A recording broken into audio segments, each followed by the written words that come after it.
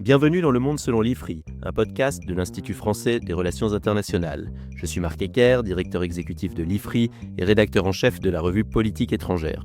L'objectif de ce podcast est de vous donner un aperçu de la richesse de la production de l'IFRI et de transmettre des clés de compréhension du monde dans lequel nous vivons. Pour cet épisode, j'ai le plaisir de recevoir Jeannette Zuss, chercheuse au Comité d'études des relations franco-allemandes, le CERFA. Elle vient de publier une étude intitulée « La fabrique de la politique européenne de l'Allemagne », disponible sur le site internet de l'IFRI. Nous enregistrons cet épisode le 21 janvier 2026, la veille de la journée franco-allemande qui commémore la signature du traité de l'Élysée en 1963. Il m'a semblé que c'était une bonne occasion de parler de l'Allemagne, des relations entre Paris et Berlin et de l'Union européenne. Jeannette, bonjour et merci beaucoup d'avoir accepté de venir à ce micro. Bonjour Marc et merci pour l'invitation. Avant de parler de votre étude, commençons par une question d'actualité. L'accord de libre-échange entre l'Union européenne et les pays du Mercosur a été signé il y a quelques jours. Paris et Berlin ont eu des positions opposées sur ce dossier. Pourriez-vous nous expliquer les raisons de cette divergence ? Alors vous avez raison d'évoquer cet accord commercial qui figure sans aucun doute parmi les différents vraiment les plus fondamentaux. Je pense qu'on peut se mettre d'accord là-dessus entre la France et l'Allemagne. Donc cette divergence sur l'accord UE-Mercosur elle s'explique notamment par des priorités économiques qui sont très différentes entre la France et l'Allemagne. Donc du côté allemand, on a cet accord qui est perçu avant tout comme un instrument de politique commerciale et géopolitique. L'Allemagne, qui est une économie fortement exportatrice, voit le Mercosur en débouché important pour son industrie, notamment bien sûr dans l'automobile, mais aussi dans la chimie par exemple, mais aussi des moyens de déduire sa dépendance stratégique vis-à-vis de la Chine. Et à cela s'ajoute une tradition allemande plutôt favorable au libre-échange, largement partagée dans les milieux économiques et au sein de la CDU de Friedrich Merz. La France, en revanche, elle met l'accent plus sur les risques agricoles, environnementaux et sociaux. Donc le Mercosur est d'autant plus perçu comme une menace pour les agriculteurs français d'abord et comme un accord insuffisamment contraignant en matière climatique. Et c'est cette sensibilité qui est d'autant plus forte dans un contexte politique antérieur tendu où les questions agricoles sont hautement politisées. Donc cette opposition entre les deux pays, elle illustre bien un phénomène central, c'est que Berlin il raisonne prioritairement en termes d'accès au marché et de compétitivité, tandis que Paris privilégie plus volontiers la régulation et la protection de certains secteurs stratégiques. Au-delà de ce dossier du Mercosur, quels sont les principaux objectifs du chancelier Merz pour l'Allemagne et pour l'Europe ? Et alors, premièrement, ce que je vois, c'est que Friedrich Merz il veut vraiment réaffirmer le rôle, depuis son investiture, de l'Allemagne comme puissance de taille au sein de l'Union européenne. Et cela arrive après une période qui était plutôt marquée par une certaine hésitation et l'abstention parfois, notamment donc, sous les dernières années de Angela Merkel et puis sur la coalition qui était appelée Feu tricolore sous Olaf Scholz. Donc Merz, qu'est-ce qu'il cherche à faire ? Il cherche à faire de l'Allemagne un pilier de la compétitivité européenne en mettant l'accent sur le marché intérieur, la politique industrielle ou la discipline budgétaire. Et il a une approche plus offensive du commerce international, on l'a déjà vu avec le Mercosur. Troisièmement, il entend aussi renforcer la capacité géopolitique de l'Union européenne. Je pense que c'est ça ce qui est aussi assez nouveau, assez novateur, en particulier dans les domaines de la sécurité de la défense et des relations transatlantiques. Il veut passer de Zeitenwende en Epochenbruch, donc une véritable rupture d'époque, en renforçant le pilier européen au sein de l'OTAN, ce qui est, comme on le sait, une ligne de crête. Donc, il veut rompre avec une Allemagne perçue parfois comme trop prudente, voire paralysée dans la prise de décision européenne, et une Allemagne qui s'est souvent fait remarquer par ce qu'on appelle le German Vote. Alors justement, parlons-en. Vous avez parlé des hésitations allemandes sous Olaf Scholz. Et effectivement, cette expression German Vote, elle est peut-être assez peu connue en réalité en dehors de la sphère bruxelloise et en dehors de l'Allemagne. Et je crois qu'il va falloir l'expliquer parce qu'elle est au cœur de votre étude. En fait, ce que vous montrez, c'est que le système politique allemand aboutit à des blocages qui sont liés à des positions divergentes entre les partis qui composent les gouvernements. Vous avez mentionné notamment cette coalition dite Feu tricolore. Est-ce que vous pourriez en fait illustrer cette incapacité allemande à se positionner sur des dossiers européens en développant quelques exemples bien choisis de ces blocages ? Oui, donc tout d'abord, pour rapidement revenir sur le terme du German Vote, c'est vraiment cette idée qu'il peut y avoir une sorte d'abstention en retardement des positions à Bruxelles, en particulier au Conseil de l'Union européenne, donc le Conseil des ministres qui regroupe les ministres des différents États membres. Et ce qu'il faut peut-être savoir aussi, surtout pour des auditeurs français, c'est qu'à la différence de la France qui possède dans le Secrétariat général des affaires européennes, ce qu'on appelle SGAE, l'Allemagne n'a pas un tel instrument. Donc, il y a le ministère des Affaires étrangères et le ministère de l'économie qui sont principalement les deux ministères responsables pour la coordination des affaires européennes, mais ils ne tranchent aucun cas des conflits interministériels. Et dans ce cas, il est plutôt d'usage de recourir à ce qu'on appelle une réserve d'examen interministérielle, c'est-à-dire que l'Allemagne n'a pas encore arrêté de position commune et se réserve le droit d'examiner davantage le dossier, dans l'espoir, éventuellement, de parvenir à un accord ultérieurement. Mais ce n'est pas gagné. Donc, c'est cette réticence de ce qu'on appelle, de façon un peu péjorative, dans les cercles notamment journalistiques à Bruxelles, comme vous venez de le dire, German vote, qui représente le défaut principal du système. Oui, parce qu'en fait, le German vote, c'est un non-vote. Exactement. Alors, vous montrez quand même qu'il y a une différence entre une abstention et puis le fait de ne pas être là et de ne pas se prononcer. Exactement. Donc, on peut le voir justement à travers des exemples très parlants dans le passé. J'en ai choisi 3, il y en a plusieurs, mais je trouve que c'est les exemples les plus parlants concernant l'imprévisibilité allemande à Bruxelles. Donc, tout d'abord, et ce sont des sujets qui sont toujours d'actualité, c'est là où c'est intéressant éventuellement, c'est la fin des moteurs thermiques en 2035. Donc, il y avait déjà un accord entre la Commission européenne, le Parlement européen et le Conseil de l'UE en automne 2022. Donc, on est vraiment sous l'ancienne coalition feu tricolore. Et le vote final des États membres était prévu pour mars 2023. Et c'était une pure formalité. Mais à ce moment-là, le FDP, donc les libéraux démocrates allemands qui faisaient partie de la coalition avec le SPD et les Verts, ils ont rouvert le compromis en exigeant des garanties pour ce qui a été appelé les e-fuels. Et le dossier était donc retiré de l'ordre du jour. L'Allemagne a annoncé d'abord son abstention, donc en German vote. Et ce signal était perçu comme un blocage allemand potentiel, avant que finalement il y ait eu un compromis de dernière minute qui nous permette finalement à Berlin de voter pour.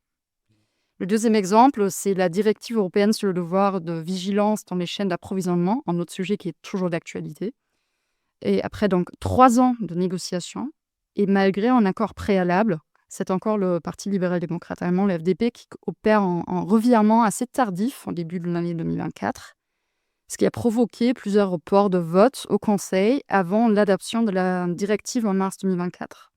Et donc, l'Allemagne s'est retrouvée incapable à se positionner et donnant une nouvelle fois une image d'un pays indécis. Mais surtout, ce qui est intéressant, c'est que la directive a été adoptée sans que Berlin ait pu jouer un rôle majeur dans la négociation. Et alors, est-ce que votre troisième exemple, c'est le glyphosate ? Non, ça ne va pas être le glyphosate, mais ça pourrait être un très bon exemple parce que c'est arrivé dans l'ancienne coalition, la grande coalition sous Angela Merkel, où c'est un ministre allemand qui est revenu sur la position officielle qui a été tranchée auparavant et qui a un peu lui-même décidé de la position allemande sans vraiment se concerter avec les autres. Le troisième exemple que j'avais, c'était encore sur la coalition feu tricolore. Et pourquoi je l'ai choisi celui-là? C'est parce que ça renvoie au droit de prérogative en fait, du chancelier allemand. Qu'est-ce que c'est le droit de prérogative? On va peut-être revenir là-dessus, mais c'est dans le pacte européen sur la migration et l'asile.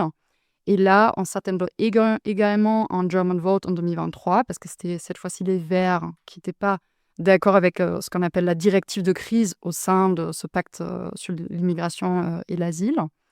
Et finalement, c'est Olaf Scholz qui a tranché, qui a finalement donc utilisé son droit de prérogative, mais très très tard dans le processus, pour imposer donc une position commune et pour éviter justement un nouveau blocage. Mais ça a été perçu comme très tardif et très hésitant de la part de l'Allemagne.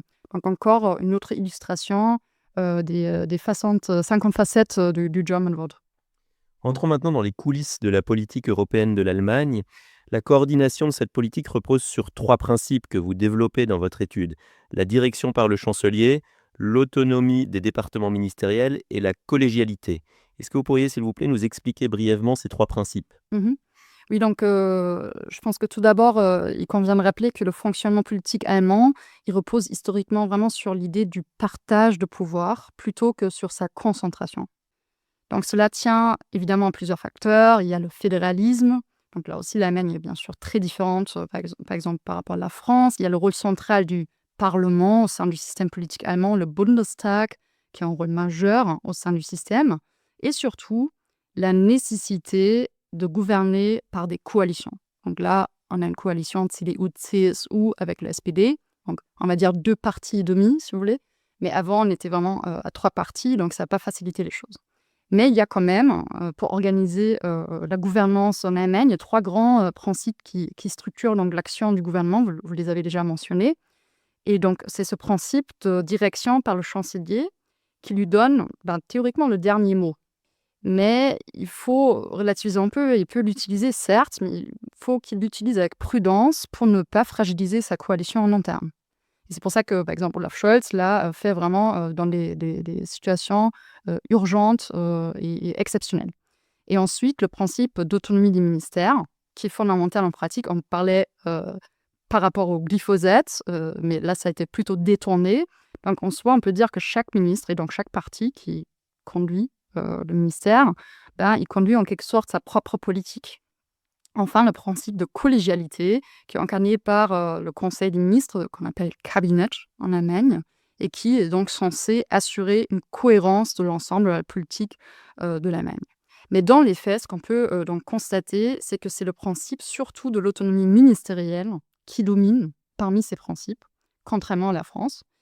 Et ça rend la coordination, notamment sur les questions européennes, particulièrement complexe et parfois un peu laborieuse. Au-delà du chancelier Merz lui-même, pourriez-vous, s'il vous plaît, nous présenter quelques personnalités clés de la politique européenne de l'Allemagne ? Effectivement, le chancelier allemand au sein du système politique n'a jamais été seul dans les affaires européennes, et cela vaut également pour Friedrich Merz. Mais ce qu'on peut voir avec Friedrich Merz, c'est qu'il témoigne vraiment d'une volonté d'avoir choisi de façon plus stratégique et soigneuse son personnel politique à la fois à Berlin et à Bruxelles. Donc il y a tout d'abord le rôle du chef de la chancellerie fédérale, c'est Thorsten Frey, qui joue un rôle essentiel de coordination interministérielle quand il s'agit de faire remonter, le cas échéant, des dossiers un peu brûlants, on va dire, vers le Conseil des ministres allemand, donc le Kabinett. Et lui dépend d'autant plus du Sherpa en fait, Europe de Friedrich Merz, qui s'appelle Michael Klaus. Donc il y a vraiment une collaboration étroite entre les deux. Et Michael Klaus est intéressant parce que c'est pas seulement le Sherpa Europe du chancelier, il était surtout avant le représentant permanent de l'Allemagne à Bruxelles pendant de longues années, et donc considéré comme un diplomate plutôt chevronné, qui travaille, lui, encore plus étroitement avec donc, le nouvel ambassadeur de l'Allemagne à Bruxelles, qui est Thomas Ossowski. Donc c'est notamment cet axe, Klaus, Ossowski, Frey, qui est sorti un peu comme canal de communication dans mon étude. J'ai échangé avec des praticiens, des administrateurs des affaires européennes à Bruxelles et Paris, et ça, c'était vraiment mentionné comme l'axe clé et stratégique de l'entourage des acteurs clés de la politique européenne de l'Allemagne. On a compris, Friedrich Merz veut redonner à l'Allemagne un rôle de leader dans l'Union européenne. Cela fait environ 9 mois qu'il est arrivé à la chancellerie. Quel premier bilan peut-on tirer de cette ambition européenne ? Alors, sans grande surprise, le bilan va être fortement contrasté, vu les enjeux aussi qui se présentent, pas seulement à l'Allemagne, mais à tous les États membres de l'Union européenne.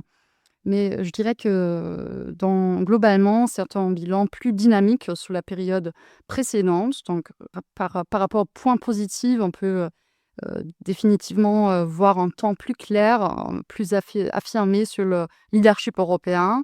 Friedrich Merz, il a déjà dû faire ses preuves aussi, que ce soit dans la gestion, par exemple, de la guerre en Ukraine, où il s'est engagé dans le cadre de la coalition des volontaires, dans sa façon de tenir tête à Donald Trump, qui semble plutôt le prendre au sérieux en tant que chef d'État, une sorte de porte-parole aussi de l'Union européenne, et en tant qu'acteur très proactif au sein des chefs d'État et de gouvernement au sein de l'UE.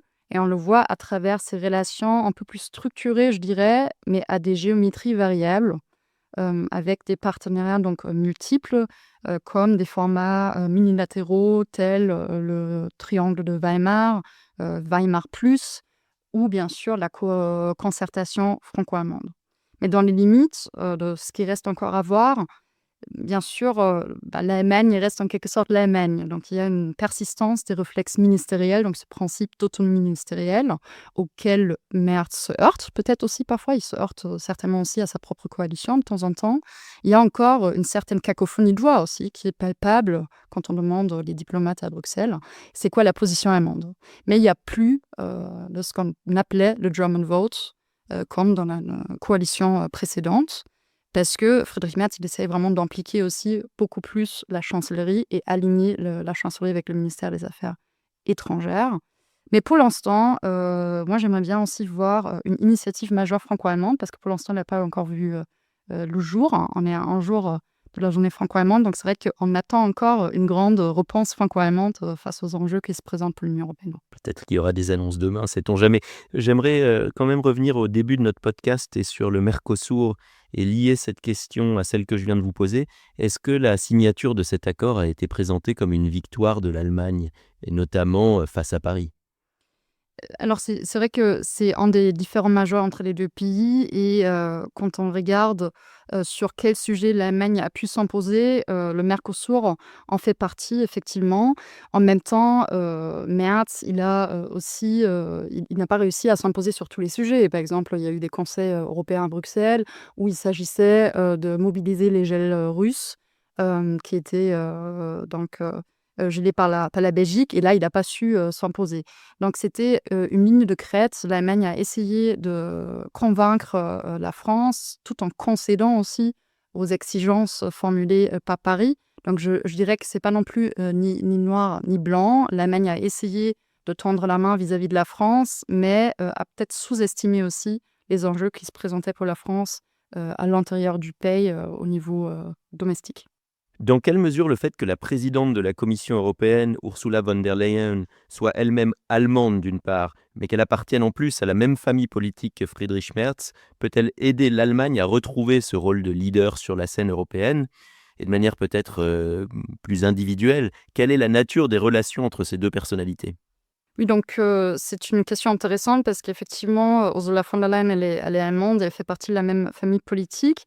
Mais là aussi, convient de se rappeler, comment, elle a été mise en place, et c'était pas, sous un mandat où, Friedrich Merz gouvernait, mais bien à l'époque, où il y avait encore, Olaf Scholz et notamment Emmanuel Macron, en fait, qui a, essayé, de l'installer en quelque sorte et qui s'est prononcé contre Manfred Weber à l'époque, qui est le chef de file, du groupe PPE pour l'Allemagne aussi, et qui provient de la CSU. Donc là aussi, il y a des différences, à voir.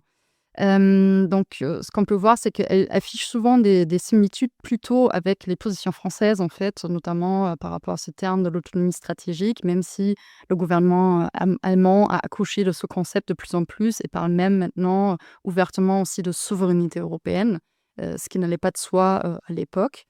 Bien sûr, le fait qu'elle soit allemande, peut faciliter les choses, notamment dans le cadre des dialogues un peu plus informels, une compréhension mutuelle, pour les enjeux, par exemple, des secteurs clés allemands, le secteur de l'automobile. Donc quand on regarde, par exemple, le débat autour, de la voiture thermique et la fin de la voiture thermique et des éventuels assouplissements, on a bien vu, que c'est ce prisme allemand qui prédomine encore, en quelque sorte, à Bruxelles. Mais toutefois, je dirais que c'est une, relation qu'on peut décrire plutôt comme pragmatique, comme respectueuse, mais aussi assez institutionnellement encadrée. Et dans les rouages, de l'administration allemande, on a pu, percevoir aussi un certain scepticisme, par rapport à ce rôle grandissant qu'essaye, occuper, la Commission européenne à travers, ses différentes initiatives, notamment dans la défense, où les acteurs allemands, se sentent parfois un peu froissés et aimeraient bien plutôt, garder, les compétences, à l'échelle nationale. Pour finir, puisque nous sommes au début de l'année 2026 et qu'a lieu demain la journée franco-allemande, quelles sont les principales perspectives de coopération entre Paris et Berlin pour les 12 mois à venir? Oui, donc comme je l'ai déjà dit, pour l'instant, j'ai pas encore vu de Big Bang, franco-allemand, voir le jour, mais on n'est jamais à l'abri de surprises. À l'horizon 2026, selon moi, il y a plusieurs axes, qui pourraient se dégager. Ce ne sont peut-être pas les sujets les plus faciles, les plus simples, mais ce sont un peu les sujets qui donneront potentiellement un vrai coup d'envoi à une future intégration européenne. Et je pense que c'est d'autant plus important parce que si c'est pas l'Allemagne et la France qui vont faire avancer ce genre de sujet, qui d'autre peut le faire? Donc en premier lieu, je pense à la politique industrielle et au sujet de la compétitivité européenne, car le dernier conseil des ministres franco-allemands, qui s'est tenu en été dernier, en 2025, à Toulon, il a accouché d'une feuille de route justement franco-allemande sur la compétitivité entre les deux pays. Donc il ne manque pas des propositions, il faut vraiment les mettre en œuvre. Puis il y a la défense et la sécurité, un autre sujet pas simple, certes, notamment face à la guerre en Ukraine, bien sûr, mais aussi aux incertitudes transatlantiques, avec l'adoption de programmes importants à l'échelle européenne. Il y a le EDIP, European Defence Industry Programme, et le Safe Security for Action Europe.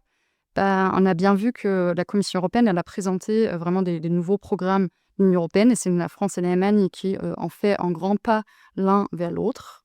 Mais maintenant, comme on peut le voir dans le fameux débat autour de l'avion de chasse du futur, le SCAF, on attend encore vraiment des avancements concrets quant à la collaboration entre les différents États membres. Oui, j'ai même cru entendre qu'il avait sérieusement du plomb dans l'aile. Absolument, absolument. Ça s'achoppe sur les questions telles que la propriété intellectuelle, par exemple, et notamment la question du leadership côté français. Donc là aussi, ce n'est pas gagné, mais c'est vraiment un domaine crucial pour l'avancement dans l'intégration européenne. Et dernièrement, énergie-climat, je dirais, avec les compromis à trouver entre approches françaises et allemandes à réconcilier, vraiment cette construction d'une union de l'énergie et de nouvelles technologies pour une transition énergétique et des industries décarbonées. Je ne veux pas jouer les oiseaux de mauvais augure, mais si le projet du SCAF venait à être purement et simplement abandonné, est-ce que ça pèserait très négativement, plus largement, sur l'avenir de la coopération franco-allemande ? Alors, il faut rappeler que les relations franco-allemandes sont très très larges et le domaine de la défense et de la sécurité, c'est vraiment un petit volet au sein de cette coopération qui s'étend sur tous les domaines possibles politiques, y compris la société civile aussi qui travaille étroitement à toutes les échelons. Donc, c'est pas que la collaboration entre les chefs d'État et de gouvernement, bien entendu. Cependant, effectivement, c'est un des projets phares quant à cette volonté de construire une Europe de la défense. Et si cela tombe dans l'eau, ça peut, on peut faire de l'ombre pour de futurs projets. Toutefois, je pense que l'Europe, elle a souvent avancé à petits pas et à travers des petites formations d'États membres qui étaient volontaires et qui voulaient aller de l'avant. Et donc, je pourrais aussi voir d'autres configurations et puis on reviendra peut-être sur un autre format franco-allemand dans d'autres domaines. Peut-être une toute dernière question, Jeannette Zus, pour conclure vraiment ce podcast. Dans votre étude, vous mentionnez plusieurs recommandations. Est-ce que vous souhaitez en mettre une en avant à l'oral ? Je veux bien. Donc, je pense qu'on peut se mettre d'accord que le couple franco-allemand, il reste bien sûr indispensable pour l'Union européenne, mais il n'est pas sans faille. Il ne va probablement jamais l'être. Et un constat vraiment de mon étude, c'est le manque qu'il peut y avoir entre la collaboration d'un côté bilatéral, qui peut être très dynamique à différentes échelles, et le franco-allemand à Bruxelles, de l'autre côté. Le niveau européen et national, il n'est pas toujours aligné, et c'est donc souhaitable que les diplomates et négociateurs échangent davantage avant d'arriver à des positions conjointes entre les deux pays au Conseil, notamment pour faire avancer les dossiers européens. Oui, parce que vous expliquez de manière très concrète qu'il y a des diplomates français qui sont détachés, ou je ne sais pas s'ils sont mis à disposition, je ne sais pas quel est le terme exact, mais en tout cas, ils sont insérés dans des administrations allemandes. À l'inverse, il y a des diplomates allemands insérés dans des administrations françaises, mais à Bruxelles, par exemple, à la représentation permanente de la France, il n'y a pas de diplomate allemand. Donc, votre proposition, ce serait de prolonger ces échanges de diplomates à Bruxelles. Effectivement, vous avez tout compris. Eh bien, tant mieux. Jeannette Zus, merci beaucoup d'avoir participé à ce podcast. Chers auditeurs, je vous recommande vivement de lire son étude intitulée « La fabrique de la politique européenne de l'Allemagne » qui est disponible sur le site internet de l'IFRI. Par ailleurs, n'hésitez pas à vous abonner au Monde selon l'IFRI sur votre plateforme préférée et à suivre l'Institut français des relations internationales sur les réseaux sociaux. À bientôt pour un prochain épisode.